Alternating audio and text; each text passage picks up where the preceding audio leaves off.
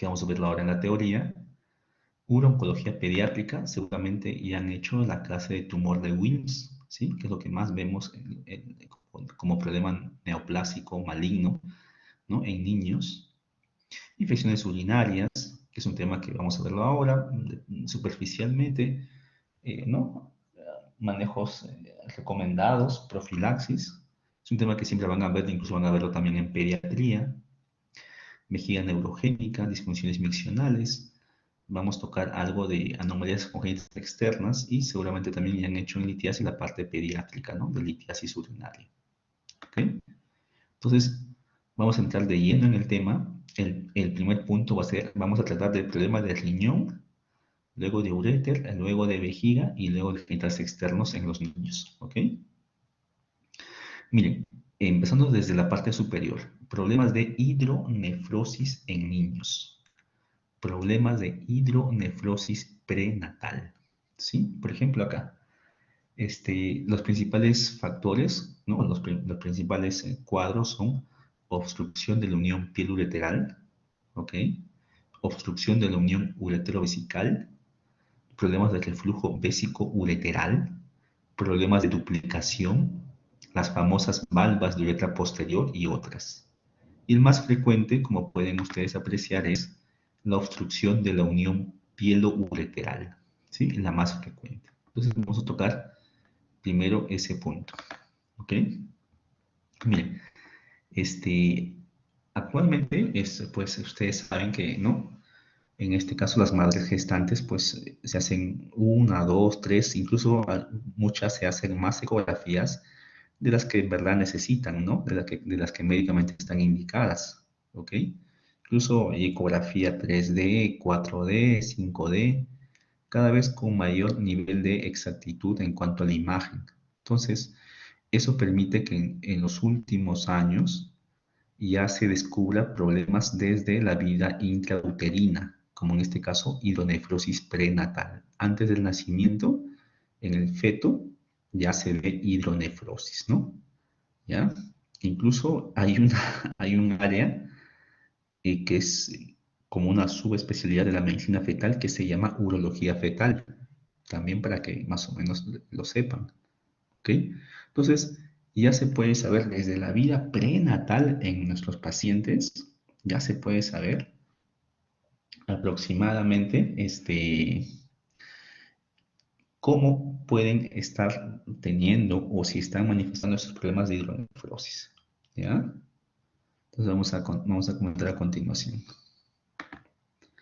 Entonces, el diagnóstico de la unión, perdón, de la obstrucción de la unión pielo-ureteral puede darse de forma obviamente incidental en neonatos, ¿sí? Básicamente con la medición del diámetro anteroposterior de la pelvis renal en neonatos en el segundo o tercer trimestre. Hay cuadros leves, moderados y severos. Los más severos tienen mayor correlación con que la severidad de que se trata una obstrucción de la unión piel-ureteral. ¿Ya? Más de 15 en el tercer trimestre, sospechoso, ¿no? De hidronefrosis, en este caso, para obstrucción de la unión piel-ureteral en neonatos. De igual manera, el diagnóstico también puede ser incidental en niños, en jóvenes, incluso en adultos, ¿ok? Le hacen una ecografía por X motivo, ¿no? Por X motivo, y le encuentran, pues, ese riñón hidronefrótico, ¿ok? Encuentran por X motivo y el riñón está hidronefrótico en ese caso, ¿sí? Entonces, ahí, por ejemplo, es un diagnóstico incidental porque el paciente no tiene ninguna molestia atribuible a la obstrucción de la unión pielo-ureteral, ¿ya? Diagnóstico incidental. ¿Puede también este cuadro dar síntomas? Claro que sí. Por ejemplo, infección urinaria, dolor, ¿no? Dolor semejante a un cólico renal, masa palpable por la gran hidronefrosis que se pueda presentar, sangrado, o sea, hematuria, y formación de litiasis, ¿ya? Esa distorsión anatómica de la pelvis condiciona éstasis urinaria y lleva a la formación de litiasis. ¿Okay? Entonces, el diagnóstico ya en la postnatal, tanto en niños, jóvenes o adultos puede ser incidental o sintomático. ¿Ya? En este caso estamos en la parte pediátrica, nos puede ser incidental o sintomático. Haciendo un paréntesis, por ejemplo, en el hospital hemos tenido pacientes con diagnóstico incidental de este problema a los 40, a los 50, incluso un caso de una paciente a los 60 años. Toda su vida normal, sin ninguna incomodidad, sin ninguna molestia, pero tenía este problema. Ya, solo como paréntesis. Vamos a ver a continuación. ¿Cómo se evalúa estos problemas de hidronefrosis? Entonces, normalmente nosotros, por ejemplo, en nuestra práctica, el paciente, bueno, en este caso al binomio madre-niño, madre-feto, lo maneja pues el médico ginecobstetra, ¿no? Entonces, ellos son los que encuentran estos problemas de hidronefrosis, ¿no? Prenatal, antes del nacimiento. Ellos son los que nos solicitan la interconsulta como urólogos para dejar recomendaciones, ¿ok? Entonces, habitualmente lo que el paciente requiere es un control obviamente postnatal, ¿sí? Y se hace una ecografía después de los 2 a 3 días de vida, generalmente a la semana, ¿sí? Porque los primeros días de nacimiento, o sea, en la vida postnatal, el paciente, en este caso el neonato, va a tener una deshidratación, ¿sí? No se alimenta bien, cambios de temperatura, se va a deshidratar. Entonces, el hecho que haya una deshidratación puede llevar a un falso negativo del grado de hidronefrosis. Entonces, por tanto, hay que esperar que vuelva a estar en un buen estado de hidratación y hacer su control a la primera semana de vida. ¿Ya? Entonces, te llega la interconsulta, le evalúas, se reevaluará en una semana, suficiente, con examen ecográfico. No tienes que poner nada más por ahora, ¿no? Si ya se corto con la interconsulta, ¿verdad? ¿No? Bien, ¿no? Gestante de 38 semanas de gestación, ¿no? Feto masculino por ecografía, o ¿no? Feto con hidronefrosis del riñón derecho. ¿Más? Se reevaluará a la semana de vida con una ecografía de control, obviamente a la semana de vida. Nada más. Algo sencillo para que ustedes contesten. Después se evalúa si la ecografía de la semana de vida, por ejemplo, es un resultado negativo, ya no hay hidronefrosis, haya sido algo transitorio, algo leve, ¿no? O puede ser que esté todavía deshidratado el paciente también, ¿cierto? Entonces, pues hay que hacerle un control al mes y medio a ese paciente, ¿ok? ¿No? Si el paciente, pues, es positivo, o sea, a la semana de vida existe todavía hidronefrosis, ¿no? Manifiesta, entonces ahí tenemos que descartar no lo más frecuente, sino quizás lo más severo o peligroso en ese momento, que sería un reflujo vesiculolateral, ¿ya?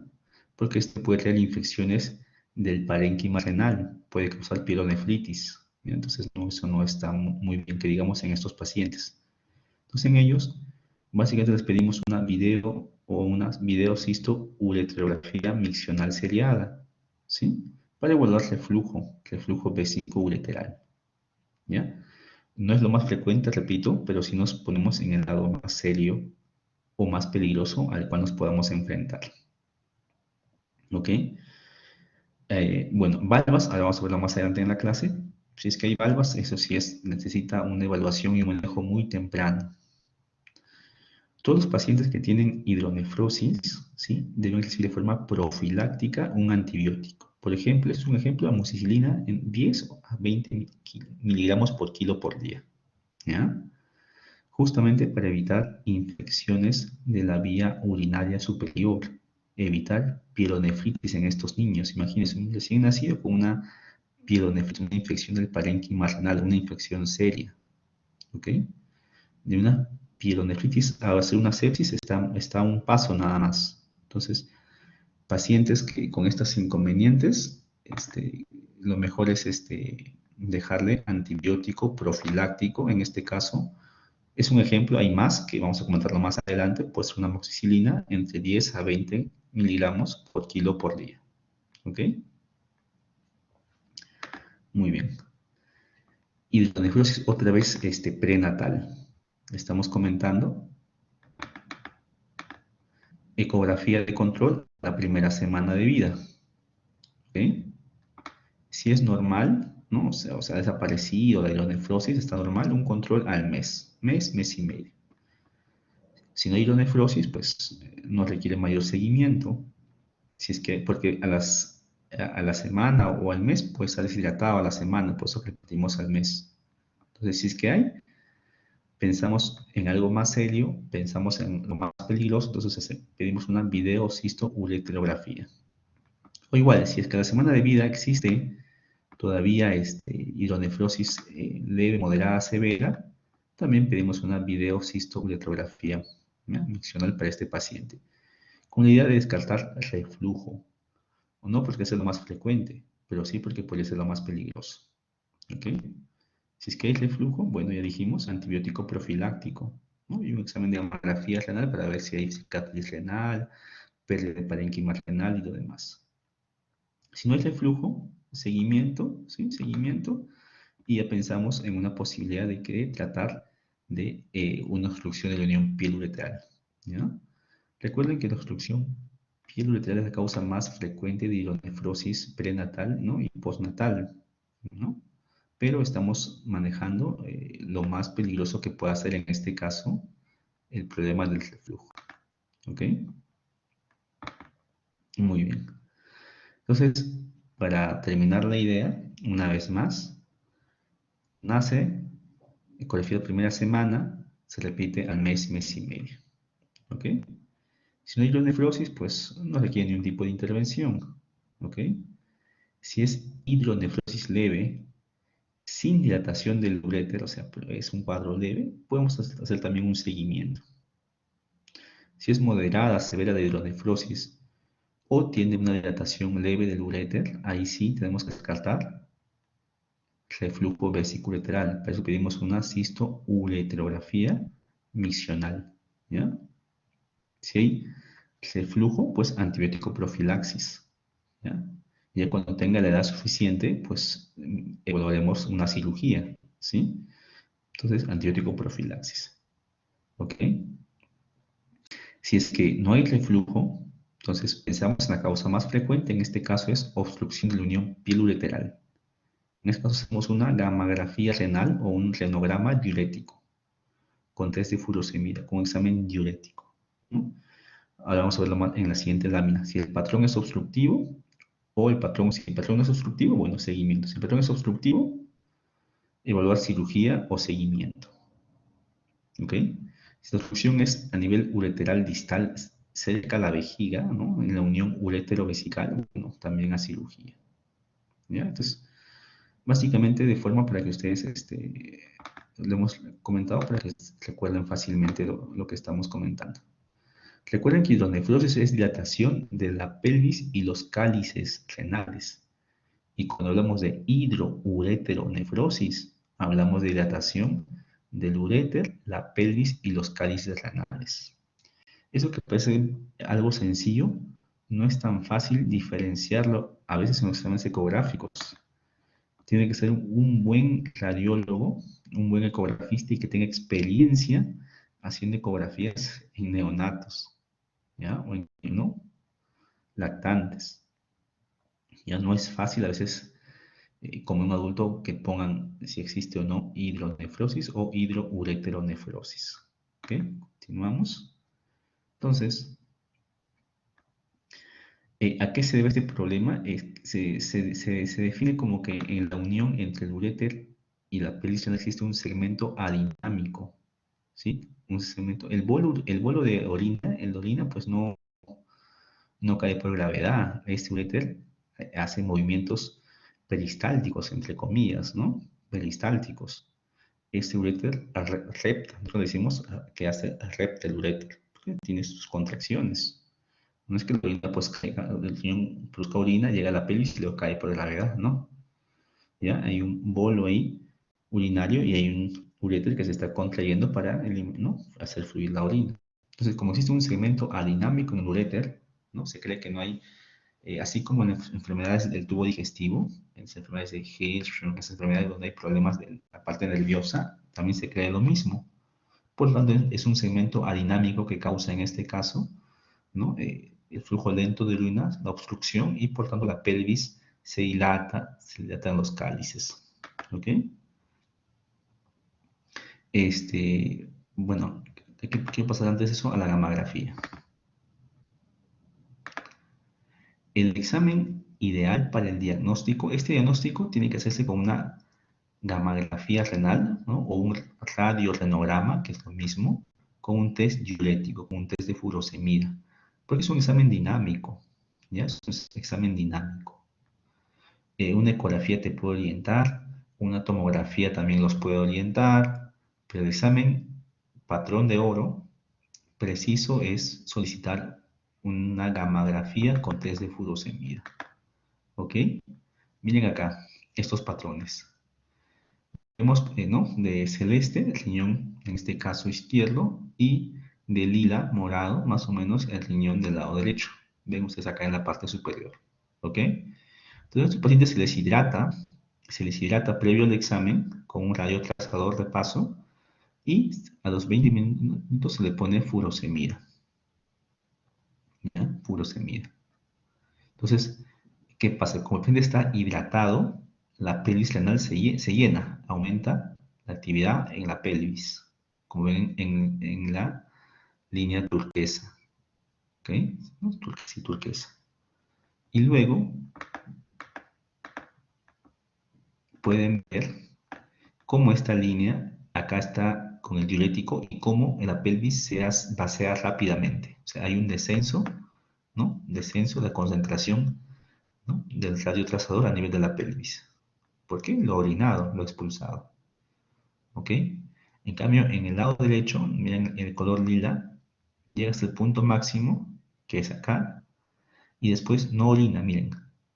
El diurético no hace que se elimine la orina de la pelvis, se sigue acumulando. Entonces es una curva en meseta o llamada curva en plató o en meseta.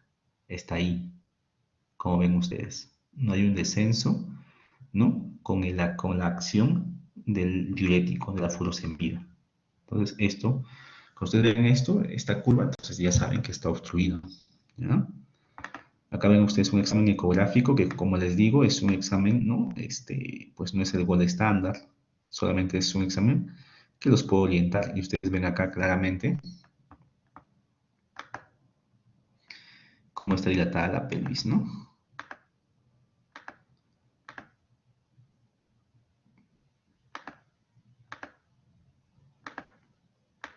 Aquí miren cómo está dilatada la pelvis. Entonces la pelvis dilatada, ¿sí? Y acá fuera está el parénquima renal. ¿Ok? Este es el examen gold estándar, el test de, ¿no? Amalgamación con test de furosemida. ¿Ok? Vamos a los resultados.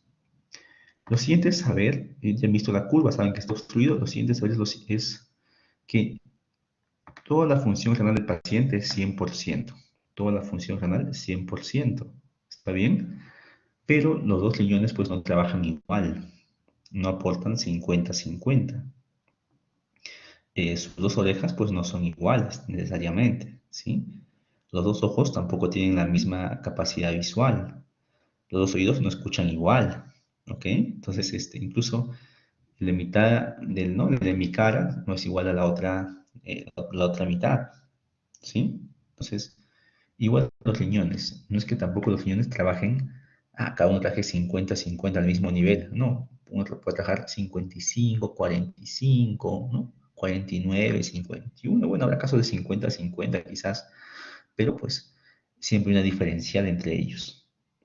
Y lo normal que se acepta es 20%. O sea, si un riñón está 60-40, está al límite, ¿no? Si ya está 30-70, ese 30 está totalmente enfermo. 35-65, ese 30 está mal, muy mal, ¿ok? O sea, máximo tiene que ser una diferencia de 20% en cuanto al aporte. Miren ustedes acá, en este caso miren el lado derecho.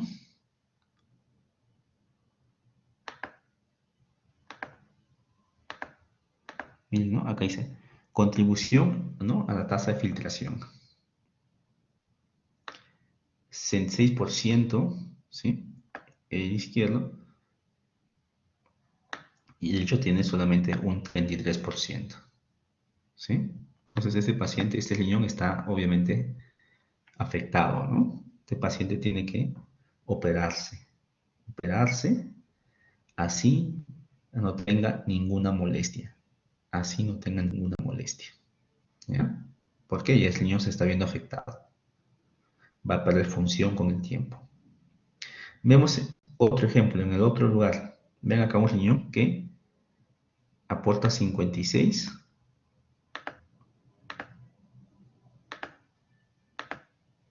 y el otro lado aporta 43. Hay 56 y 43.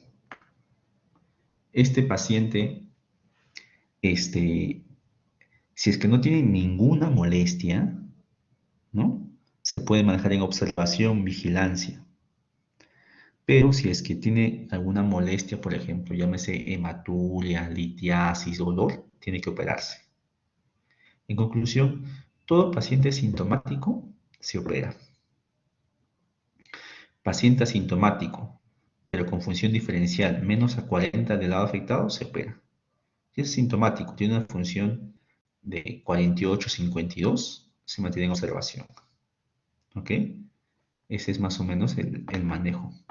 Acá, justamente en esta lámina, lo mencionaba, ¿no? Acá ya. Vamos a ver acá. Cirugía, si la diferencial es menos de 40% o disminuye en el seguimiento. ¿Ok? Por ejemplo, tiene un paciente, por ejemplo, pues que tiene, no sé, 42, 58, 41, 59, entonces, pues, ese paciente no van a esperar, ¿no? Entonces, probablemente.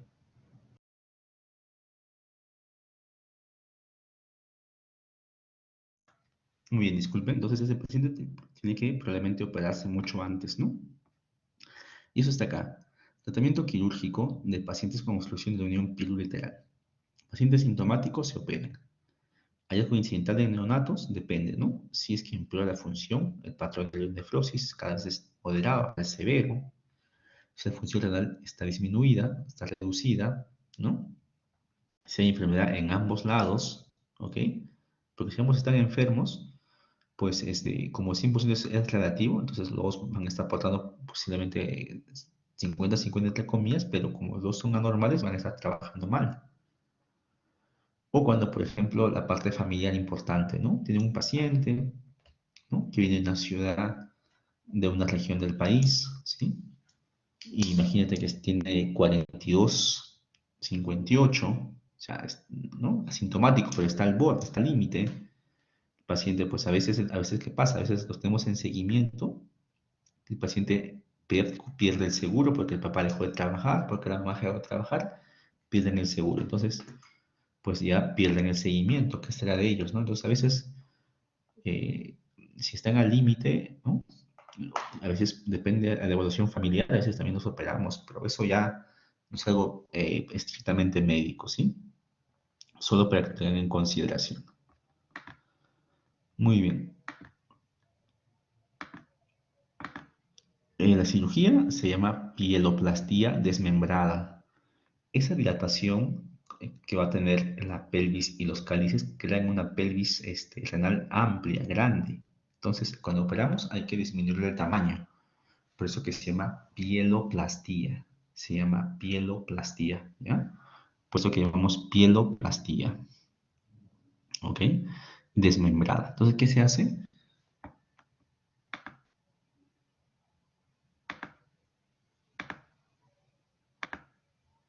¿No? Acá ven la pelvis renal, como viene acá, y aquí ven el uréter, ¿sí?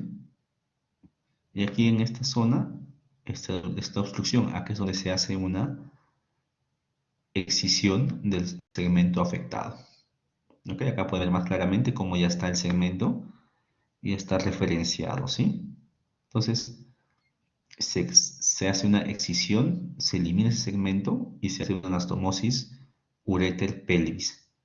Pero la pelvis también se reduce de tamaño, o sea, se acorta un poco, se corta por acá, puede ser una pieloplastia. ¿Ya? Entonces, el tratamiento quirúrgico, una pieloplastia desmembrada. Después de la cirugía, el paciente queda con un tutor ureteral, un catéter doble J, para asegurar pues, un buen drenaje de la orina, ¿no? Doble J. Cirugía puede ser de forma abierta, como en las fotos, de forma laparoscópica también se puede hacer, no hay ningún inconveniente en cuanto a eso. Entonces, este es el punto de la obstrucción de la unión piel-ureteral, ¿ok? Hay otra patología que se llama obstrucción de la unión uretero-vesical. Uretero-vesical. Es similar al problema que hemos visto hace poco, pero aquí el problema es en la zona distal. En la unión uretero-vesical existe el segmento aperistáltico. Entonces, acá se maneja igual, sigue los mismos principios que hemos comentado en el cuadro anterior. O sea, es prácticamente repetir lo mismo. ¿Ok? Solo que acá se hace un reimplante ureteral, pues, ¿no? Acá no hay una pieloplastia, que es un reimplante ureteral. ¿Ok? Entonces, el segmento, este segmento también se corta y luego se vuelve a implantar. Vamos a ver más adelante, cuando hagamos reflujo, la técnica se vuelve a reimplantar. ¿Ok? Básicamente eso. Pero sigue los mismos principios que la patología previa. ¿Ok? Muy bien. ¿Qué otro problema nos enfrentamos cuando hablamos de hidronefrosis en niños? Por ejemplo, los problemas de duplicación ureteral. ¿Sí? Estos pacientes tienen doble uréter del lado afectado. ¿Sí? Por ejemplo, aquí dos uréteres drenan un solo riñón. ¿Ok? Un uréter drena el polo superior, la región superior, y otro uréter drena la región inferior. ¿Ok? Entonces, ambos, al implantarse en la vejiga, compiten por el espacio de la vejiga. Entonces, eso lleva a anormalidades en ambos uréteres. Entonces, ¿qué es lo que sucede? La pelvis del polo superior, o sea, de la zona ectópica, ¿no? O sea, está dilatado, o sea, está obstruido. Este tiene más riesgo de obstruirse, ¿ya? Por un ureterocele. Entonces, estos están asociados a ureterocele, ¿no? A ureterocele. Entonces, riesgo de obstrucción. En cambio, el polo inferior, el uréter, está más lateralizado. Entonces, tiene más propensión a sufrir de reflujo vesicoureteral. ¿Ya? Eso no se olviden, ¿eh? Superior, obstruido por ureterocele. Inferior, problemas con el reflujo vesicoureteral. Y eso que estamos comentando se llama la regla de Weichert-Meyer, que es básicamente la que se establece cuando existe doble uréter completo en un solo riñón. ¿Ok? Vemos acá nuevamente en el esquema, al riñón, polo superior, ureterocele, y polo inferior es reflujo vesicoureteral. ¿Ok? Muy bien. ¿Qué más? Entonces, hay cuadros que se pueden confundir con problemas de hidronefrosis. Por ejemplo, los cuadros de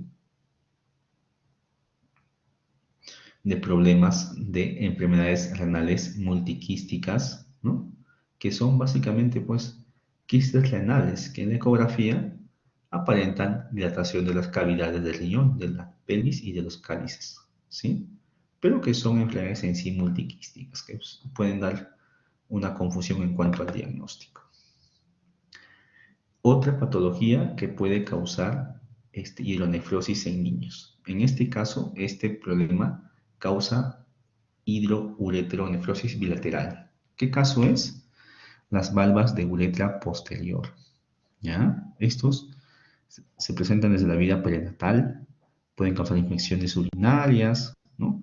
Problemas de falla renal, de uremia, incluso retención urinaria en la vida neonatal o hasta en la vida prenatal. Vean ustedes la imagen que está aquí, ¿sí? Ven una ecografía, ven ahí el feto y miren esa tremenda vejiga, ¿no? Una mega vejiga, una retención urinaria, pues, ¿no? Crónica, por la obstrucción de las valvas de la uretra posterior.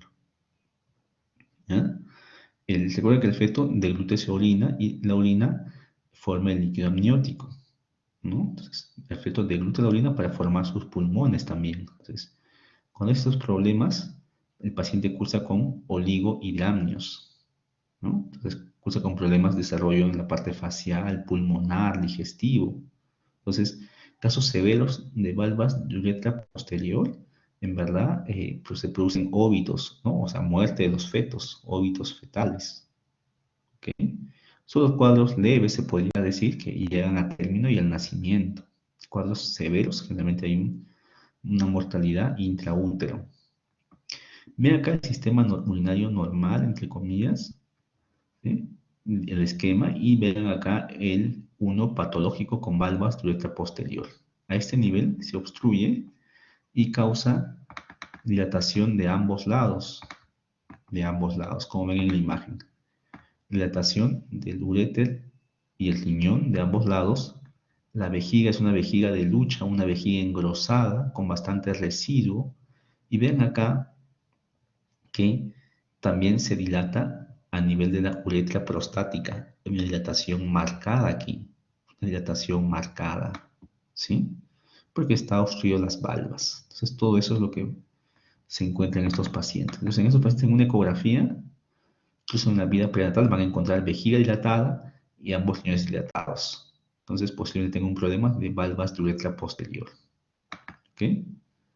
Ven acá nuevamente la ecografía y el esquema del dibujo, ¿no? Ven, dilatación del uréter bilateral, los riñones, pero aquí también existe dilatación, engrosamiento marcado de la vejiga. Es una vejiga de lucha trabeculada. ¿Por qué? Porque está obstruida y no orina bien por problemas de la valva.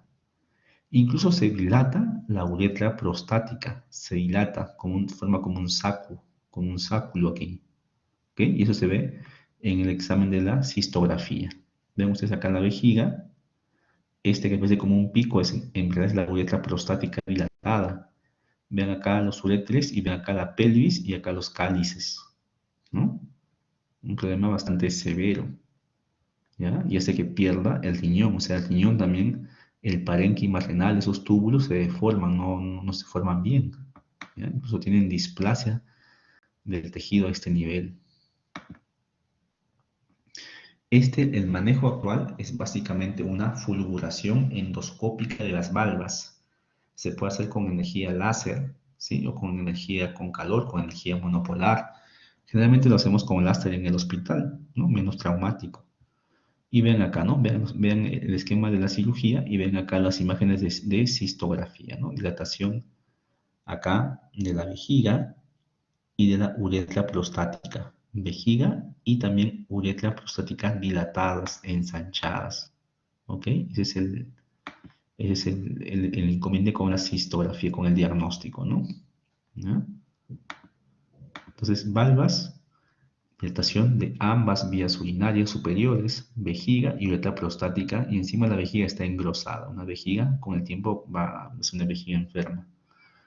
Valvas de uretra posterior. Manejo temprano. Si el diagnóstico ¿no? Es básicamente en la etapa prenatal, apenas se produce el nacimiento, caracterización, antibiótico profilaxis, confirmar el diagnóstico, estabilizarlo y fulgurar las valvas. Incluso cuando hacen un diagnóstico prenatal y es muy severo, hacen un shunt entre la vejiga, ¿no? Y el líquido amniótico y la placenta, hacen un shunt ahí, tipo una talla vesical, una cistostomía, seguramente lo han comentado en la práctica seguramente, ¿no? De una cistostomía, una talla vesical, igual, en este paciente en la vida prenatal.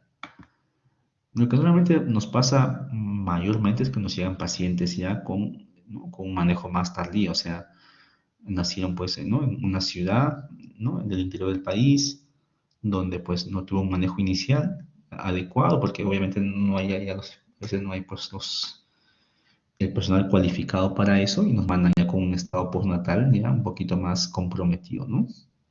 ¿Ok? Se compromete la función renal, ¿ah? Puede ocasionar enfermedad renal crónica, ese riñón no trabaja igual, porque incluso puede haber displasia de las células, ¿no? En la vida prenatal. La vejiga es una vejiga anormal. Dijimos, cuando una vejiga se engrosa, ya no se estira, ya no se dilata, ya su capacidad de acomodación es distinta, pierde esa función. Entonces, la acomodación es los cambios del volumen en la vejiga, ¿sí? El aumento del volumen del, ¿no? En vesical con pocas variaciones de su presión. Eso se llama acomodación o compliance vesical. Entonces, una vejiga engrosada, gruesa, muscular, entonces, pues no se va a relajar bien, entonces va a perder su acomodación. Y por esta vejiga normal, ¿sí? Que no se relaja bien, va a causar altas presiones y va a causar reflujo vesicular de forma secundaria por una vejiga enferma. Entonces, son complicaciones secundarias, ¿no? Del reflujo de las valvas de la posterior. Reflujo, vejiga valvular y enfermedad renal crónica. ¿Ok? Muy bien. Vamos a hablar ahora del reflujo vesiculolateral, ¿no? Es el pasaje anormal, ¿no? De una orina que ya estaba en la vejiga, su retorno nuevamente al uréter o incluso al riñón, ¿no? O sea, nuevamente su ascenso, ¿no? A la vía urinaria superior. Se clasifica en 5 grados. Grado 1, ¿ok? La orina, en este caso el contraste, regresa hasta el uréter, ¿sí? En un uréter no dilatado, ¿ok? Normal. En grado 2, llega hasta el riñón, o sea, uréter y riñón, pero no lo dilata, sin dilatación. En grado 3, llega hasta el riñón y hay una dilatación, se puede decir leve a moderada, ¿ya? En grado 4, una dilatación de moderado a severo. En grado 5, una dilatación severa, tosca, del uréter, la pelvis y los cálices renales. ¿Ok? Una dilatación grosera y tosca de todo este sistema urinario. ¿Sí? Muy bien. ¿Esto a qué se debe? Vamos a avanzar a esto porque esto se debe a que normalmente la vejiga, ¿no? O el uréter cuando ingresa a la vejiga forma un sistema antirreflujo.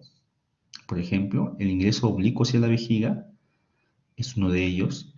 Los siguientes, la pared muscular, ¿sí? Que, ¿no? O sea, proporciona un soporte a ese nivel, una fijación, ¿sí?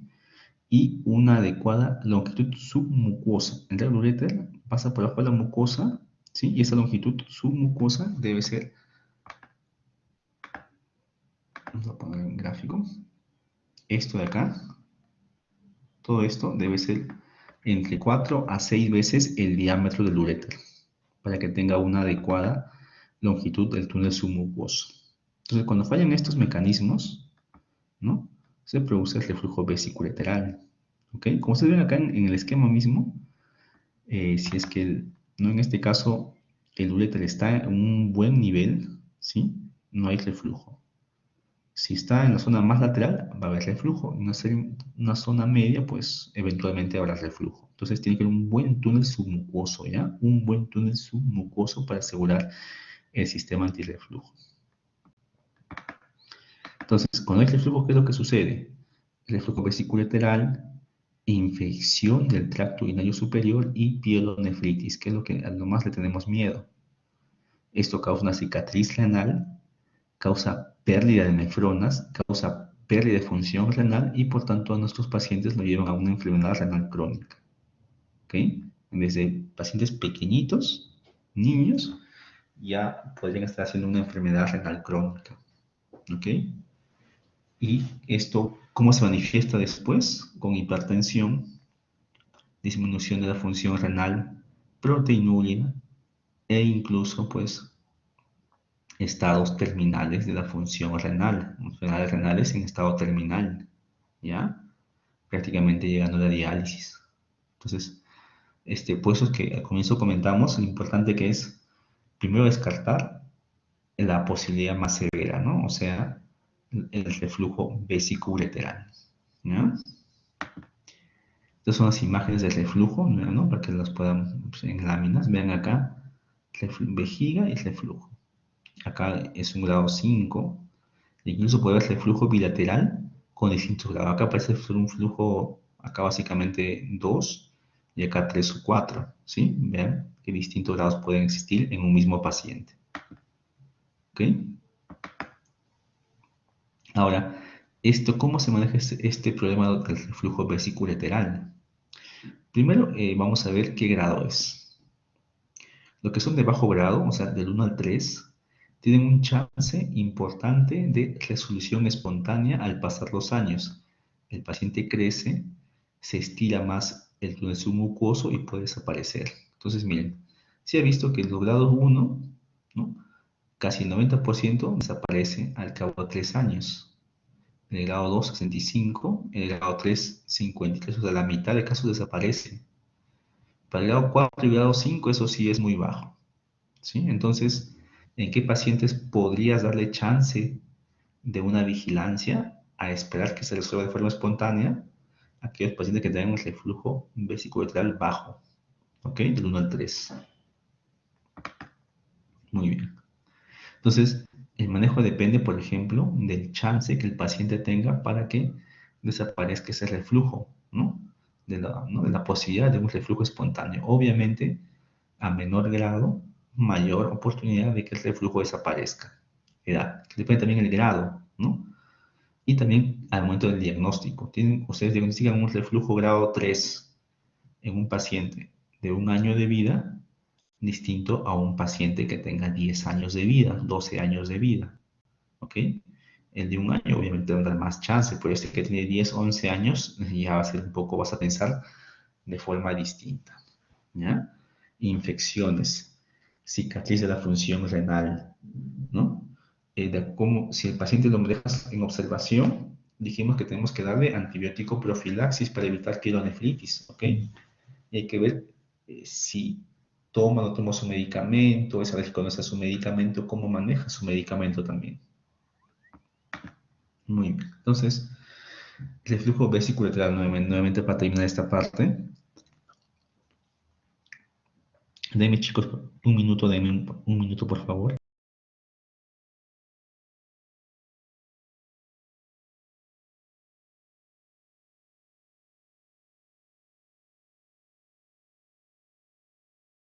Entonces, en los pacientes que tienen sospecha de reflujo vesicolateral, el paciente debe estar con antibiótico profilaxis hasta que se confirme su diagnóstico con una cisto-uretrografía miccional seriada. ¿Ok? Si se decide un manejo conservador, o sea, el seguimiento y esperar que este reflujo desaparezca de forma espontánea, el paciente debe estar muy controlado respecto al antibiótico profilaxis. ¿Ya? Si se infecta, hace pielonefritis, cicatriz renal, pérdida de la función renal. ¿Ok? Miren acá. Indicaciones de cirugía, ¿cuándo se opera? Bueno, pacientes generalmente que a pesar de estar con antibiótico profilaxis, hacen infección urinaria alta, ¿no? Problemas de pielonefritis, ¿ya? Hay que operarlos. No hay un buen manejo médico del seguimiento del paciente o no hay una conformidad respecto al manejo médico. Mejor operarlos. Reflujo severo 4 y 5, ahí la posibilidad de que haya una resolución espontánea es bastante difícil, bastante complicado. Por tanto, muchas veces se operan de forma inicial, ¿ya? Y con mucho más razón cuando tienen cicatrices renales. Falla el crecimiento del riñón en el ultrasonido renal en el seguimiento. Si hay una falla en el crecimiento renal, también. Formación de nueva cicatriz renal, deterioro de la función renal, ¿sí? Reflujo con anomalias congénitas en pacientes niñas en la pubertad, ¿sí? Ya van a ser adolescentes, adultas, ¿sí? ¿No? Puede caer en un embarazo en el futuro, entonces va a haber dificultades con el reflujo de infección. Entonces hay que, pues, solucionar el problema de una vez y no seguir en vigilancia. ¿Ok? Muy bien. Para este problema hay varios tipos de cirugía, ¿no? Cirugía endoscópica, intravesical, extravesical y laparoscópico, ¿no? Vamos a ver primero las cirugías transvesicales, Como ven acá, es una vejiga que está abierta. Esta es la mucosa vesical.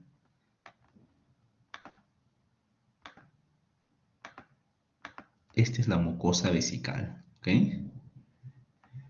Este es el uréter que inicialmente estaba a este nivel y ahora está a este nivel. O sea, ¿qué es pasado? Se está alargando el túnel submucoso, ¿ok? Vean cómo se está alargando, ¿no? Dijimos que es importante la longitud del túnel submucoso, ¿ok? Sabemos que como es importante esta longitud, ¿ok? Acá nuevamente vean esto, aquí, cómo se está reimplantando nuevamente a otro nivel, ¿ok? Entonces acá lo que hace básicamente es ganarle, o sea, ganar más espacio para que exista un buen túnel submucoso, ¿ok? ¿Para qué? Para que, pues, dijimos que es un elemento importante para que proteja al paciente de un reflujo vésico ureteral, ¿ok? En la forma extravesical también se puede hacer lo mismo. Vean ustedes aquí.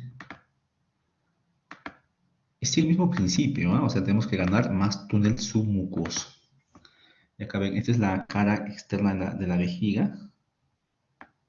Vejiga, vejiga, vejiga. Y esta es la mucosa. Mucosa. Mucosa, básicamente, ¿no? Tejido de la mucosa. ¿Ok? Acá ven también ustedes mucosa, ¿no? Y acá la pared de la vejiga. Entonces, igual, nuevamente lo que busca es ganar túnel submucoso. ¿Ok? Muy bien. Pero si el problema es un problema, se podría decir, del 1 al 3, algo leve, de bajo grado, se puede intentar una técnica endoscópica, la técnica de la bonga. Pues, se ve acá, por ejemplo. Se pone con una cistoscopía, con una aguja cistoscópica, endoscópica, se coloca en el uréter enfermo, el lado afectado, se coloca a hora 6, ¿sí? Hora 6, y se introduce la aguja, ¿no? Ya la aguja ya está marcada hasta donde debe ingresar. Y se inyecta una sustancia, ¿no? Una sustancia de relleno, ¿ok? En la submucosa de ese lado, ¿ok? Como ven ustedes en la imagen. Y eso fue un abón, ¿sí? Que estrecha parcialmente el uréter, ¿ya? No se ha visto que lo obstruya.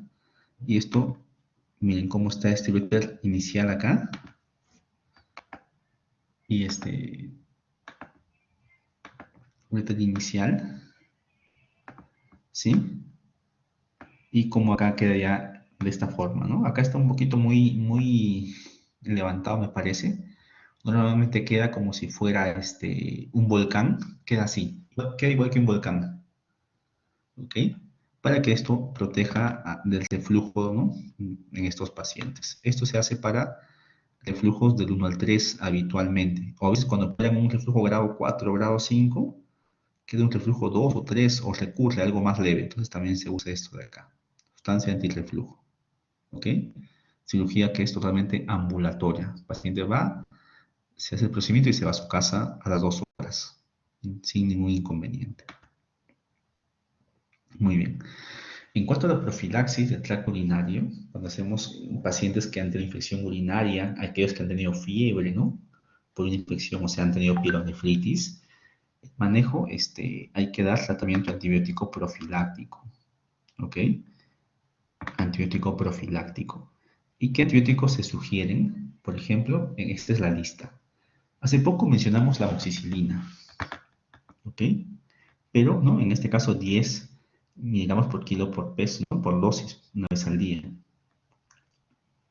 Pero no es la única. Hay amoxicilina, hay cefalexina, hay ampicilina, nitrofurantoína y también está el trimetoprim sulfametozazol, ¿ok? Entonces, el famoso Bactrim, ¿no? No solamente es para diarrea, sino también para infección urinaria. Entonces tienen estas 5 posibilidades, ¿ok? Para brindar antibiótico profilaxis. ¿Sí? Muy bien. Aquí, infecciones urinarias del tracto urinario, en este caso, pacientes con infección febril, con fiebre, ¿no? Entonces, acá hay que, como les dijimos, descartar reflujo vésico-ureteral, evaluar el ultrasonido, ¿no? En el tracto urinario superior e inferior, ¿ya? Si sospecha de reflujo, bueno, ¿no? Hay que descartar reflujo, ¿no? Y luego ir a su cirugía, ¿ok? Entonces, eso es lo más importante. O sea, pacientes de infección urinaria alta, febriles, sospecha de pielonefritis, manejen, curen la pielonefritis, dejen el antibiótico profilaxis hasta demostrar que existe o no existe este tipo de patología de enfermedad, ¿ok? Muy bien. Chicos, vamos acá, denme un par de minutos, ¿sí? Aprovechen tomar agua, ir al baño para continuar con el segundo bloque, ¿sí? Unos minutos nada más.